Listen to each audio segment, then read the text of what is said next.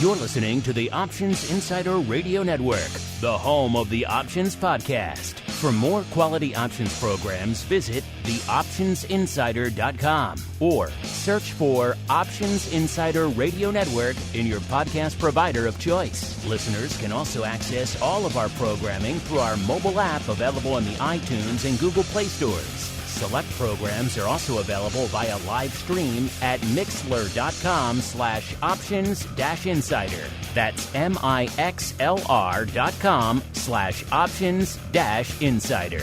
Don't forget to follow along with your favorite programs and submit your own questions for the hosts at twitter.com/options, stocktwits.com/options, facebook.com/theoptionsinsider, or via questions at theoptionsinsider.com.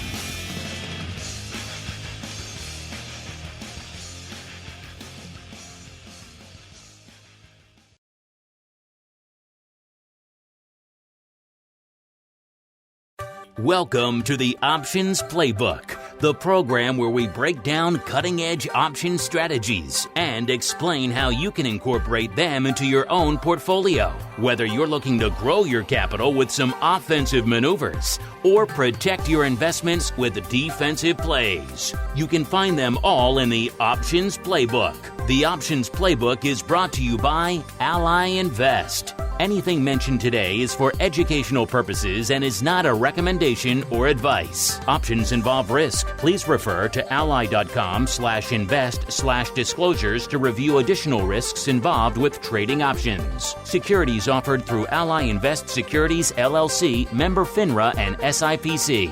Now, let's open the playbook and get started. Welcome to Options Playbook Radio. I'm your host, Brian Overby, Ally Invest Senior Options Analyst and author of the Options Playbook. We are taping Options Playbook Radio right now. It is January 19th. That is a Wednesday. And the markets are closed at this point in time. We did have a little bit of a rough day in the markets. We had the S&P 500 index down 44, trading at 4,532. We had the VIX index spike up 1 point to 2385. And overall, the Dow Jones Industrial Average was down about 340. The NASDAQ was down 166 points. So the weakness was across all markets. And with that said, we're going to feed off of that weakness this week. We're going to actually look at a bear put spread. We haven't talked about a bearish trade in quite some time here on Options Playbook Radio. And a lot of it is because the markets have overall been so strong that it wasn't easy to find bearish trades in general, or if you were looking at bearish trades, there was a ton of volatility and it is hard to come up with just the right strategy. So we're going to actually just look at a good old bear put spread, or a long put spread is another term for it, and we're going to look at it in the S&P 500 index. We're also going to talk a little bit about using it as a hedge. So those are going to be the topics today.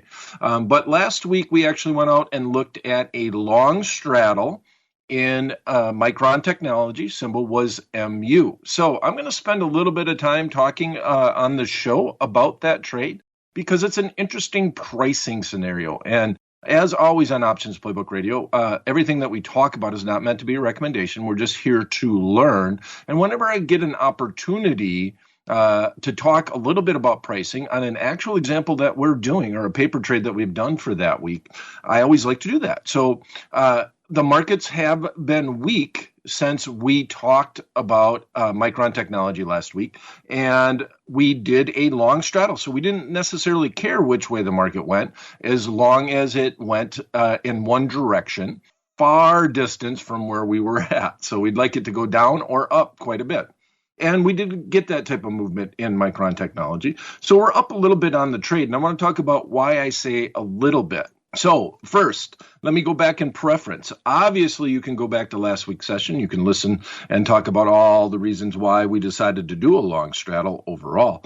But I want to tell you what the trade was. So the underlying stock, Micron Technology, last week was at 95.11. We decided to do a long straddle mainly because of where it was on the chart. Micron Technology was looking to break to an all-time high, going all the way back to the year 2000. Micron Technology had never been that high before. We've had some volatility, just really struggled to break through to that all-time high. And the concept would be, well, either it's going to go back down into the middle of the channel, which was fairly wide, or it was going to break out to the upside, and then who knows where it might go. So we did not have the breakout. So we never did. Well, we actually spent a couple of seconds at a new high in Micron Technology, but we never had the official solid close, a decent amount above the resistance to the upside. So with that said, with the markets being weaker this week overall, the overall market, we see Micron Technology down about $5 since we put on that trade. The stock was at 95.11. Right now, it closed exactly at $90, down $2.87 today. So if you do the math here, that means that put now is 5 points in the money. Now, we went all the way out to the February expiration. We gave this quite a long time to live, and a lot had to do with the fact that we don't plan on being in this trade all the way to February 25th, to the expiration date of February 25th. But if we were going to err, we wanted to err on having too much time than not having enough time. Now, what I'm going to talk about is the detriment to doing that. And there's always a trade-off. One of the biggest trade-offs, if you go out further in time on a long straddle, is the delta situation. Whenever you do a long straddle, you need one of those option contracts to basically take hold of the marketplace and be leading this strategy higher. And that on longer term options is hard for the delta to get momentum. Okay, so what do I mean by that? If you think of delta as we talk about it inside the options playbook, that delta is the probability of an option contract being 1 cent in the money at expiration, right? 1 cent in the money at expiration. So if you think about that and you think about what that means, where is delta going to be the most explosive? And that's going to be closer to the expiration date. And why is that? Well, let's take a situation. Well, we got our stock at 90. Let's say the stock is at 90. We're looking at a 90 strike call option and a 90 strike put up. Well, we'll just say the call option to start with, 90 strike call option. And we have 1 day exactly remaining to expiration. If that is the situation, what would you assume the delta would be? Stock is at 90. The strike is 90. The options are going to expire after tomorrow's trading. What is the delta of that call option? And the answer is 50. It's the most 50 you can get as a delta. As a matter of fact, I don't even need a pricing model to come up with it, because basically if it ticks up, it's in the money. If it ticks down, it's out of the money, and it only has 1 day to live. So if you think about that, and all of a sudden you buy that at the money option contract, and the stock on the open with 1 day to live goes from 90 to 91, it goes up $1. Where do you think your delta would be? Think of it once again. What's the probability of it finishing at least 1 cent in the money? You're not saying the probability of making money. You're saying the probability of it finishing 1 cent in the money. Well, the stock just jumped $1. There's only 1 day of trading left. Now, the probability is pretty high. What do you say, 80, 90? Somewhere in that range? And I would agree with that. So let's say it's 85%. We'll split the difference. So that means that our delta just went from approximately 50% chance to an 85% chance, and means that we're picking up shares of stock, which is basically what delta represents, like each second that market ticks a little bit higher on our call option. It's also true on the put option on the opposite side. So if you're thinking about a long straddle, do you want to have that explosive delta? Well, yeah, I do, without a doubt. I'd love to have that explosive delta, but the downside is In order to get it, I have to go very close to the expiration date. So in this instance, if you want to talk the Greeks, we decided to combat theta, which is time decay, versus getting the advantage of delta and basically gamma, the explosiveness, the rate of change of delta. And so because of that, we're not up that much on the straddle. We're looking good, and I would prefer to have this scenario like we did where we had a precipice, right, where the chart was, and we had the market go down 5 points from when we talked about it. So in general, this is a good thing. And here's how I would play it from here on out. When we went and we put on the trade, we saw that this long straddle was trading for approximately, at the midpoint, about $9.50. Even though we're going out to the February 25th expiration, for $9.50, we could buy an at-the-money call and buy an at-the-money put. Now, if we look at that long straddle, based off of where the market is at right now, down $5 from last week, we see that this is trading at approximately $10. We're up about 50 cents on the straddle. And you say to yourself, well, it moved $5. Why did that happen? Well, that's why I went into the detail about delta before we jumped right into the profit and loss situation, just anticipating the question or the thought overall. So now if I look at that, that means that we are up a little bit, but the dynamics of the trade have changed quite a bit. We now see where the call and the put were both trading for approximately $5. We now see that the put is trading for $7.50. I'm going to go right at the midpoint. That's why I'm kind of questioning it, $7.50. And if I look at the call side, we're looking at about $2.50. Let's make the math simple. So the put is now worth $7.50. The call is worth $2.50. We're at approximately at the midpoint, right around $10. All right. So now that I have a potential gain on the put, remember, we paid $9.50 for this. And I've always said when I'm done a long straddle, I'm okay with legging out of the long straddle. As a matter of fact, I'd prefer to do that. So in this instance, I would go on the put side of this trade, and I would look to try to sell that put for more than $9.50. Now, the magic number, I'm not really sure. Long straddles to me are more of a feel thing in general than they are this as opposed to short spreads, where I have a solid set of rules that I want to do time and time again. On a long straddle, you kind of need the home run in order to make them profitable over time. So in this instance, I would probably try to sell the put and put in a good till cancel, sell to close on the put side, right around $11 on that trade.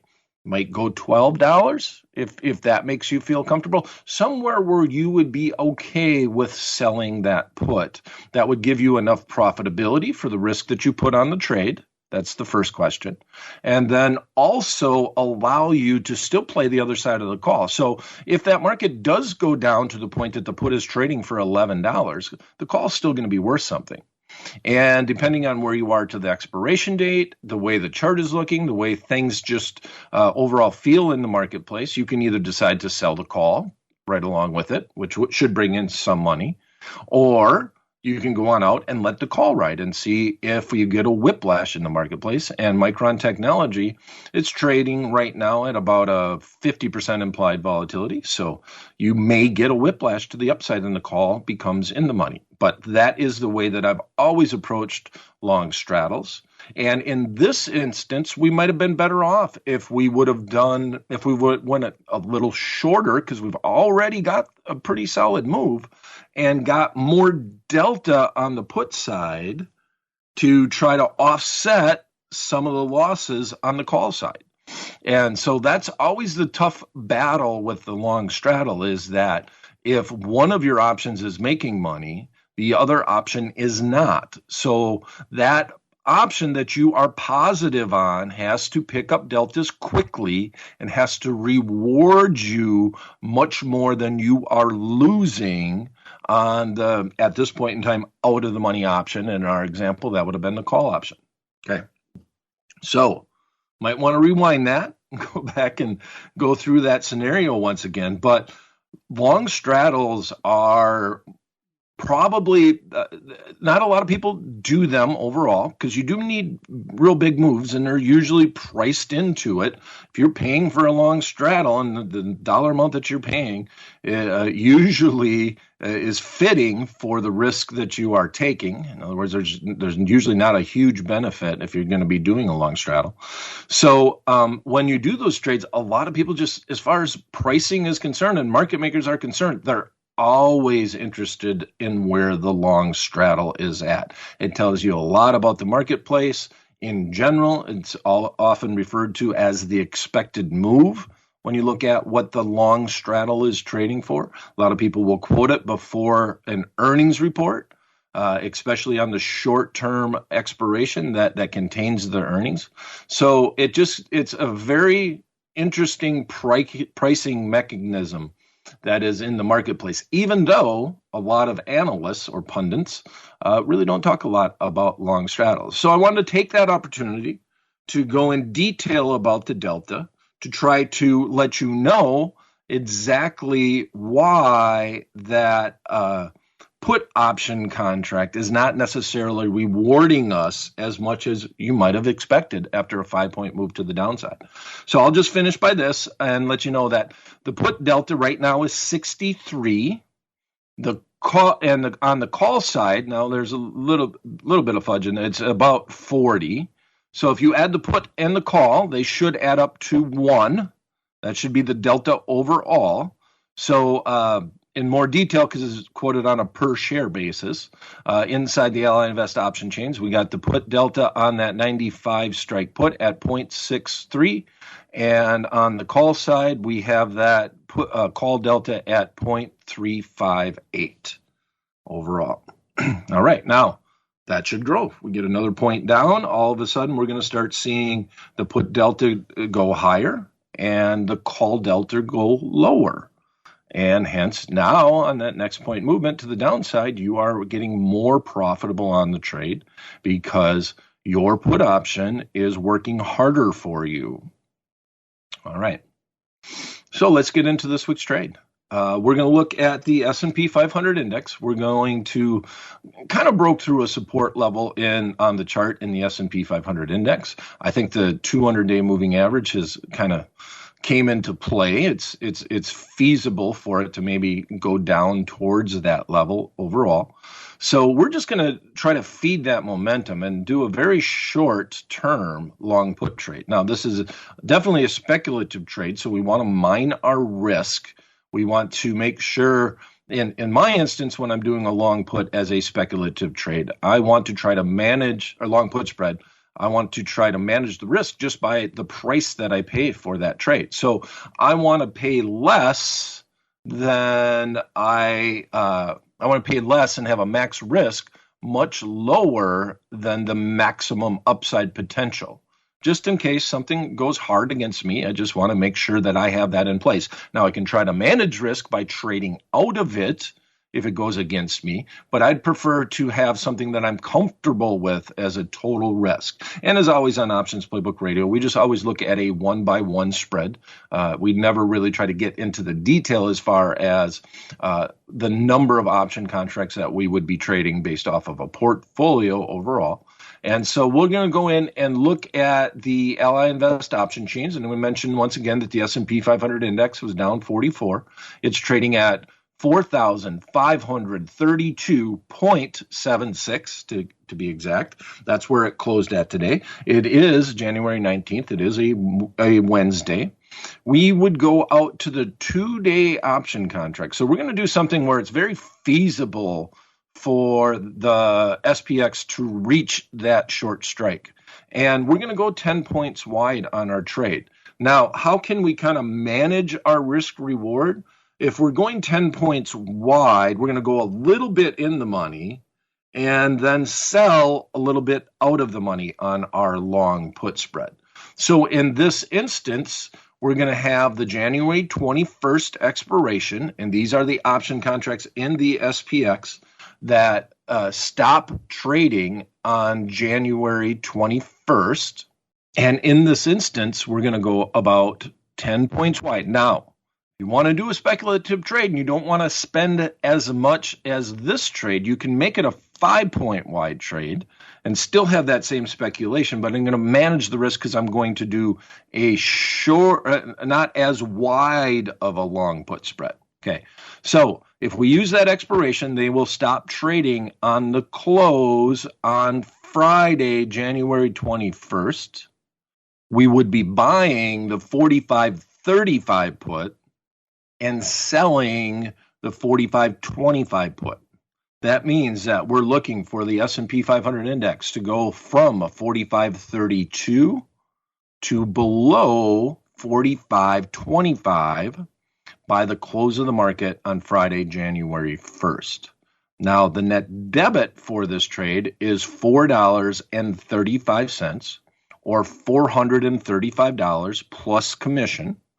And that means that if we can fill at the midpoint, it's never a guarantee, but if we can fill at the midpoint, that we have $5.65 worth of upside on that trade. So I have a little bit less risk with a little bit more upside.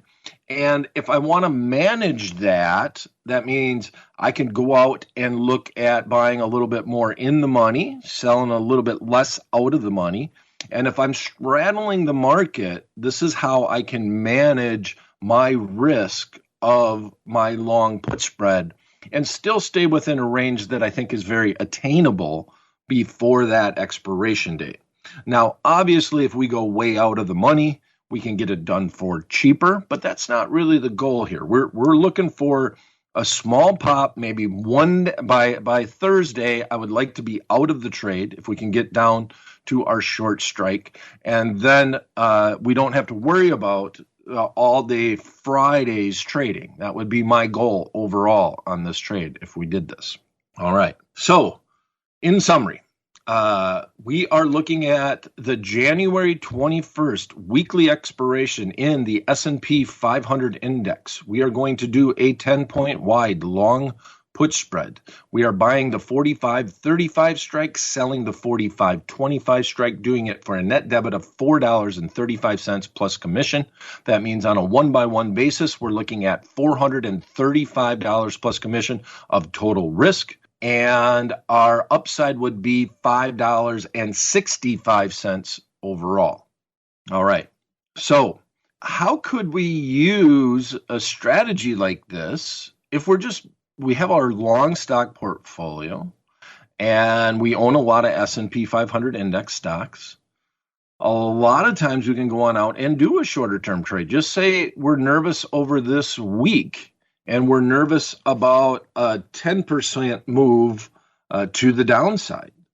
So in that instance, if I'm truly using this as insurance, and in the S&P 500 index on a 4,532 point index, if you take that value and you multiply that by 100, you will get $453,000 worth of portfolio value.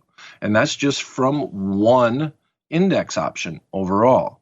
So if I'm trying to hedge a portfolio, maybe a $300,000, $400,000 portfolio, I might go a little bit out of the money, buy one put option, and maybe do it 10 points wide. That would give me some protection if the underlying market moved down over the next week. And that would allow me to stay in the marketplace, be a little bit less nervous about the short term on the marketplace, and provide some protection to my overall portfolio. Now, there's a lot of disclaimers there. That math is not an exact math. It's not an exact science overall if I'm doing it, and it only really works if you do have something that is similar. If your portfolio has a lot of stocks that are contained in the S&P 500 index, but it's a fairly inexpensive way to buy some insurance and just looking for a little bit of protection on the downside, as opposed to buying a put outright overall. So in our instance, our total cost was $435. Just for example, the one option contract that we were buying in this trade is a little bit in the money, but it's the $4,535 put, and that thing is trading for about $32 at the midpoint. So $3,200. So you can greatly reduce your risk by thinking of a spread as opposed to just buying a put option outright. So that was just a little bonus material here on Options Playbook Radio. The official paper trade for the week is going to be a short-term long put spread or bear put spread on this trade. Well, that's it for this episode of Options Playbook Radio. If you have a topic you'd like us to discuss on the show or a question you'd like us to answer on the program, send them directly to me at theoptionsguy@invest.ally.com. That's the options with an S guy at invest.ally.com. Please follow me on Twitter. My handle is very simple. It's at my name, at Brian Overby. And thanks for listening. We'll be back at the same time, same place next week. Until then, may all the options you bought finish in the money and all the ones you sold finish out. The Options Playbook is brought to you by Ally Invest. Anything mentioned today is for educational purposes and is not a recommendation or advice. Options involve risk. Please refer to ally.com/invest/disclosures to review additional risks involved with trading options. Securities offered through Ally Invest Securities, LLC, member FINRA and SIPC.